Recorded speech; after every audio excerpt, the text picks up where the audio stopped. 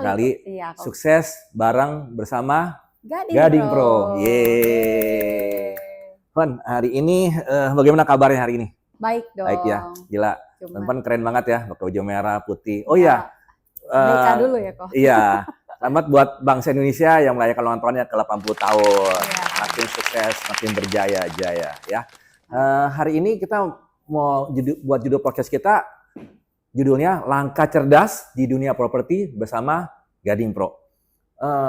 Gue mau tanya nih, Van, apa sih yang pertama kali bikin lu tertarik jadi agen properti? Nah, itu pertanyaan bagus ya, Kok.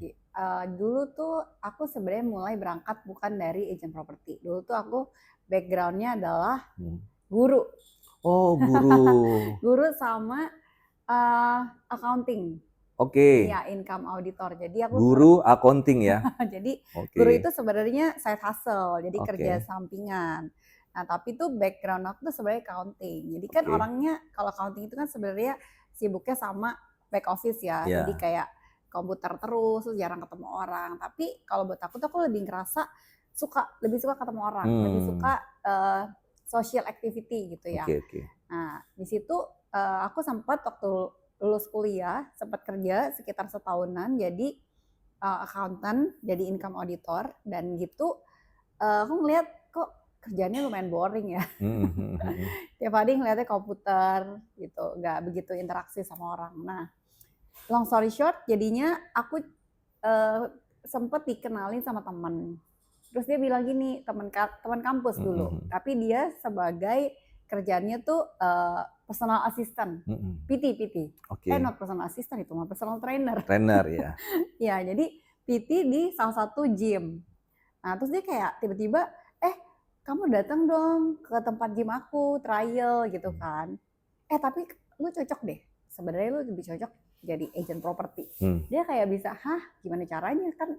I don't have any background kan. Terus dia bilang, nggak apa-apa, datang aja nanti I kenalin ke manajernya. Ya udah, jadi singkat cerita datang terus dikenalin juga gitu kan. Nah, terus pas dilihat kayak seru juga ya jadi agent properti. Nah, dulu tuh sempet pas lagi kerja di income auditor itu tuh di satu perusahaan hotelier juga gitu, service apartment. Terus sempat lihat di depan kantor kita tuh ada kayak gedung gede kan, terus gedungnya baru mau dibangun, terus ini kayaknya seru juga ya kalau bisa jualan properti kayak gini, kayak apa ya, kayak keren aja gitu jadi realtor gitu kan. Itu udah cita-cita tuh dulu, tapi ya akhirnya malah terjerumus. Terjerumus. Sampai sekarang jadi prinsipal ya di Gading Pro Pondok Indah ya. Ya. Jadi udah 15 tahun akhirnya kurang lebih ya udah jadi agent properti dan sekarang di Gading Pro. Jadi guru, akuntan, terus sekarang jadi prinsipal di salah satu kantor agent properti di Pondok Indah lagi ya. Keren. Nah, ya itu thanks to God ya. Ya, thanks to God pasti ya. Nah, nextnya, terus selama Van jadi prinsipal atau jadi agent properti, tantangan terbesar yang dihadapi ketika rintis jadi agent properti itu apa? Terus bagaimana lu bisa ngatasin itu? Iya, sebenarnya awalnya juga bingung ya, mulai dari mana gitu. Jadi pertama nggak punya kenalan, database nggak ada, nggak punya skill ya ibaratnya ya. Ibaratnya orang back office jadi sales gitu, sales property lagi. Nah, jadi di situ aku bingung gitu kan, mulai gimana, tapi ya udah jalanin aja. Jadi sebenarnya aku waktu itu ada mentor juga kan, my manager. Jadi my manager juga yang ngajarin gitu sampai kerja kan saya sambil jadi guru kan. Nah, guru itu weekdays pulangnya tuh belajar properti, kayak benar-benar mau belajar intinya gitu. Terus sampai Sabtu Minggu waktunya nggak punya database kan, ya udah flooring, flyering gitu ya. Jadi kan nggak pernah tuh ya ketemu orang kayak sebar-sebar browser. Ibaratnya kalau lihat orang di mall kan, aduh ngapain ya, pasti udah nggak gitu kan, kayak aduh capek juga ya udah seharian berdiri, terus udah gitu boro-boro ada yang mau ngambil flyer gitu kan, tapi kayak ya udah just do it gitu. Nah, abis itu ya beraniin diri gitu, kayak minta kenalan sama pertama tuh sama papi aku. Jadi kayak, kenalin dong teman-teman yang mau beli properti. Terus kayak cuma telepon-teleponin aja gitu, sok kenal gitu. Orang-orang yang terdekat dulu ya. Orang terdekat dulu yang deket-deket. Akhirnya benar-benar first closing itu adalah dari temannya papi. Oke. Ya, jadi itu masih inget banget nih first client kan. Ya, itu bersyukur banget ya Tuhan kasih jalan. Ya. Jadi cara ngatasinnya berarti tantangannya itu tadi ngatasinnya ya harus ada effort, harus ada semangat ya. Semangat dan gak putus asa. Good. Nah, nextnya lagi nih. Menurut kamu mindset yang harus dimiliki sebagai seorang agent properti biar sukses apa? Mindset ya. Ini sebenarnya mindset penting banget sih. Karena kalau aku sendiri aku memegang prinsip growth mindset. Growth mindset. Jadi intinya pasti ada challenge gitu. Pasti ada challenge yang kita hadapin tiap hari. Tapi lihatlah challenge itu sebagai opportunity. Jangan melihat itu sebagai tantangan doang gitu. Dan kita mau belajar dari situ. Setiap kesalahan, setiap ini cepet-cepet kita berbenah gitu. Kayak ini salah nih, kita harus perbaikin gitu. Dan juga kita tetap terus harus mau belajar dan juga jangan putus asa gitu aja sih. Oke. Lagi ya, harus tetap semangat dan jangan putus asa. Oke. Dan ada pengalaman nggak pernah gagal closing gitu ya? Gagal closing ditolak orang gitu ya? Terus apa tuh? Gimana rasanya gitu maksudnya? Iya, pernah banget ya. Bahkan maksudnya udah closing aja misalkan komisi nggak dibayar pun pernah. Udah closing komisi nggak dibayar. Itu pun pernah. Jadi sebenarnya untuk menjadikan satu closing itu kan juga perlu proses ya. It's a journey ya. Menurut aku lebih penting itu adalah journey-nya.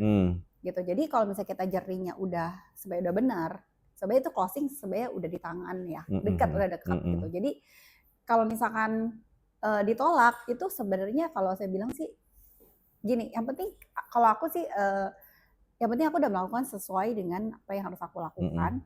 Dan closing itu sebenarnya bonus gitu. Jadi nggak mengharapkan kayak aduh kalau misalnya closing tiba-tiba nggak jadi terus kayak langsung aduh down banget gitu kan. Nah, tapi pernah nggak kayak gitu ya? Pasti pernah.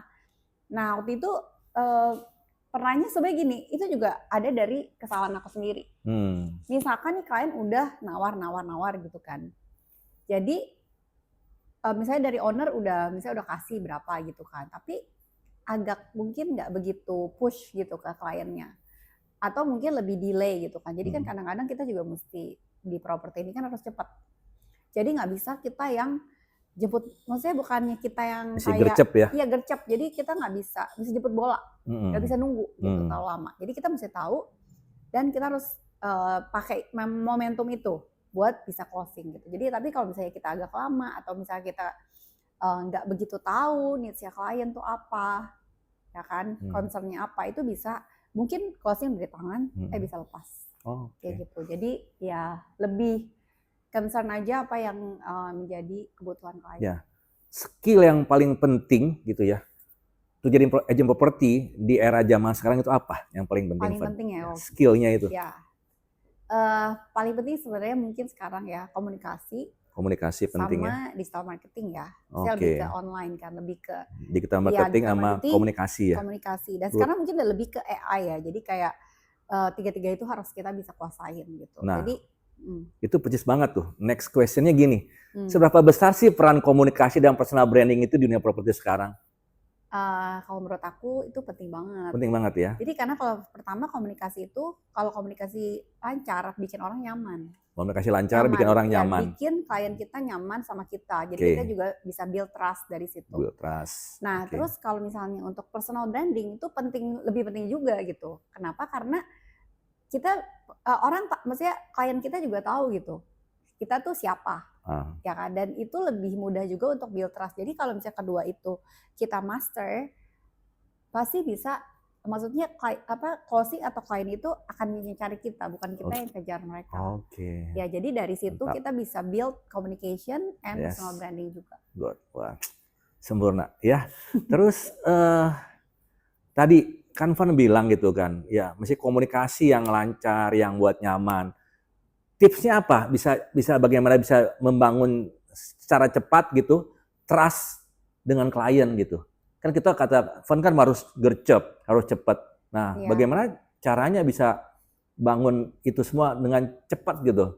Iya, sebenarnya kalau cepat pun itu take time juga ya. Iya. Tapi yang pasti kita awalnya mulai dari jujur juga, jujur, terbuka, transparan. Apa yang kita kasih, misal data properti ya jangan ada yang misalnya nih, ini rumahnya bagus banget, ternyata banyak bocor gitu kan. Misalkan ibaratnya just be jujur honest. ya. Just be honest and transparent gitu. Justru kita lebih belak-belakan di depan dibandingkan kita menutup-nutupi, akhirnya malah kehilangan kepercayaan gitu. Jadi lebih ke situ. Jujur apa adanya, tentang dan, keadaan rumah-rumah kita yang kita jual ya, seperti itu ya. Iya, properti kita jual, dan juga lebih mau dengerin kebutuhan klien. Itu paling penting. Empati juga. Guru sih ya. Jadi ngomongnya pintar banget ya. Guru, mantap ya. Terus tadi kan dari semua yang tadi, klien-klien tadi kita hadapi, ada kan beberapa klien yang keras kepala gitu ya. Tadi saya dengar juga sampai komisi nggak dibayar. Iya, itu pasti ada. Iya. Di perjalanan kita tuh ketemu klien, closing dan lain-lain itu pasti ada. Tapi misalkan kayak gimana sih, misalnya ketemu klien keras kepala. Sebenarnya pada dasarnya hampir semua klien tuh keras kepala. Tapi sebenarnya kita bisa tahu, kita bisa mulai untuk pendekatan ya, banyak pendekatan. Misalkan kita bisa lihat nih orangnya seperti apa gitu. Kita bisa lihat gimana nih caranya. Nah, kebanyakan orang tuh mau didengerin dulu. Mau didengerin mau didengerin dulu. Jadi kadang-kadang kita kasih sesuatu yang bukan dia mau. Kayak misalkan gini, kita tahu ini bagus menurut kita.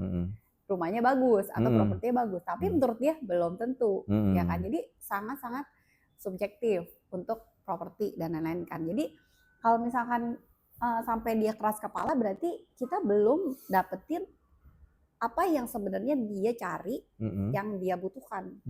Nah, tapi begitu mereka udah ketemu nih, kliknya nih, oh ternyata itu yang dia mau. Nah, itu sebenarnya simple banget. Kalau misalnya kita udah ketemu, tinggal klik hot buttonnya aja. Jadi kalau misalnya itu udah ketemu, ya udah, oh main aja di situ. Nah, itu pasti asalkan punya dananya ya, pasti deal. Ya, dan dibuka jalan. Good banget tuh. Thank you tuh keren banget. Nah, gini, di luar sana kan banyak nih ya. Teman-teman bilang tadi kan dulu Van seorang guru, terus akunting gitu ya. Ya pernah jadi apa seperti itu. Kan itu kan pemula. Jadi menurut Van tuh kesalahan pemula-pemula itu yang paling umum apa sih yang sering dilakukan pemula segi agent properti itu yang mereka buat gitu? Pemula ya. Ya kadang-kadang kan nggak sadar ya. Benar. Namanya pemula kan nggak tahu salah benar, nggak tahu apa nggak tahu gitu. Iya. Kan. Pemula mungkin kesalahannya pertama menyerah terlalu cepat. Menyerah terlalu cepat. Udah gitu. Udahlah, capek nih kayaknya kok nggak closing gitu ya. Terus kok udah PHP terus gitu ya. Di PHP klien terus kayak gitu kayak udah begini-begini tapi kok belum ada yang jadi gitu kan. Nah, itu bisa bikin kayak patah semangat. Tapi ya itu menyerah terlalu cepat. Dan juga kadang-kadang nggak mau, bukan nggak mau sih, maksudnya mungkin kurang mau improve atau dengar dari mentor ya. Jadi itu penting banget untuk untuk dekat sama mentor atau misalkan ya manajer atau misalkan prinsipal yang itu work on together gitu. Jadi kalau misalnya ada pertanyaan, ada yang nggak ngerti, ya mendingan tanya gitu. Jadi kalau suatu kantor agent properti memberikan tools, memberikan arahan-arahan, prinsipal kasih pengalamannya, didengar gitu kan, jangan dicuekin atau ikut training ya, benar ya, ikut training, meeting diadakan mungkin seminggu sekali atau sebulan sekali ya. Ikut PK, jadi itu gali ilmu dulu gitu, jangan bilang aduh mau cepet-cepet closing nih, tapi kita nggak punya basic, nggak punya fondasi. Iya, mau cepat closing tapi kurang pelor, kurang peluru, nggak do it ya. Iya, jadinya nggak sinkron gitu. Klien tanya ini itu bingung. Aduh, mau ngomong apa ya? Iya, nggak pernah ikut PK, ditanya produknya, nggak tahu gitu ya ininya. Terus mulai prosedurnya, misal prosedur closing, ini UTJ apa misalkan ya, atau misalkan terms yang di properti itu juga nggak tahu kan, jadi gimana ya, kurang profesional gitu. Jadi buatlah fondasinya dulu, fondasi, knowledge, terus skill. Nah, ini yang paling penting nih. Memang satu pekerjaan jadi seorang agent properti, memang banyak hal yang harus kita lakukan ya. Tadi tetap semangat, nggak putus asa, walaupun di PHP klien, dan ya ikut tools yang dikasih kantor agent propertinya, seperti itu.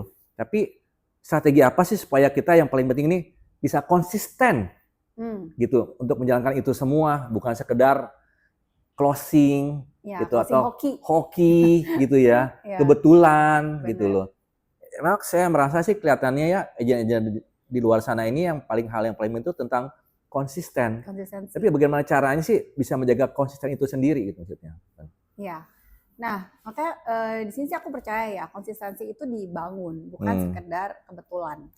Jadi konsistensi itu adalah harus kita ini sebagai agent properti kan kita mengatur jadwal kita sendiri, ya kan, kita nggak ada bos ibaratnya yang bisa mengatur, kamu hari ini kesini nggak ada. Jadi kita harus membuat rutinitas kita sendiri, yang harus kita lakukan, habit misalkan ya? habit yang harus dilakukan setiap hari.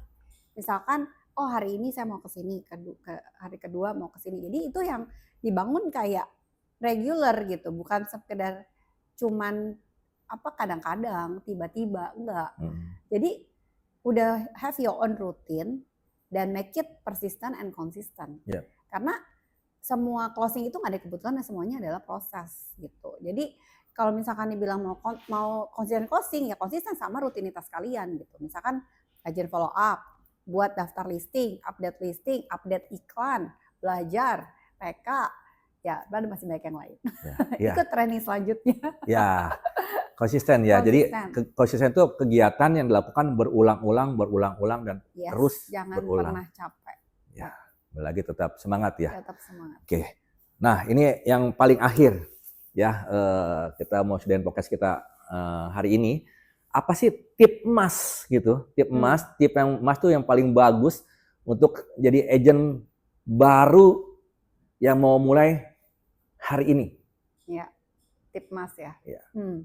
Aku selalu dengar, jadi ini ada satu golden rules ya, golden rules. Dengar nih, tip emas. Yang pernah aku juga dapat sama aku berjalan. Jadi pertama, sebenarnya ini, ngomongnya gimana ya, bentar. Jadi kalau kita bilang the more you get no's, you get more closer to yes. Yeah. Jadi semakin banyak kamu ditolak, itu akan semakin besar kesempatan kamu untuk dapetin yes atau closing gitu. Jadi kalau udah no udah banyak nih, udah ditolak terus, di PHP terus, ya udah itu udah deket banget mau closing. Oke. Gitu. Jadi kalau no, itu berarti udah mau dekat sama closing. Berarti itu ya. Iya. Oke. Jadi carilah no, jangan cari yes. Ya, carilah no, jangan cari yes. Wah, gitu.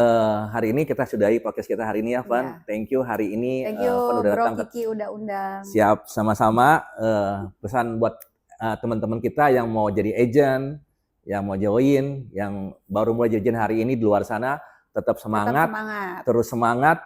Jangan putus asa. Never stop closing. Bye-bye.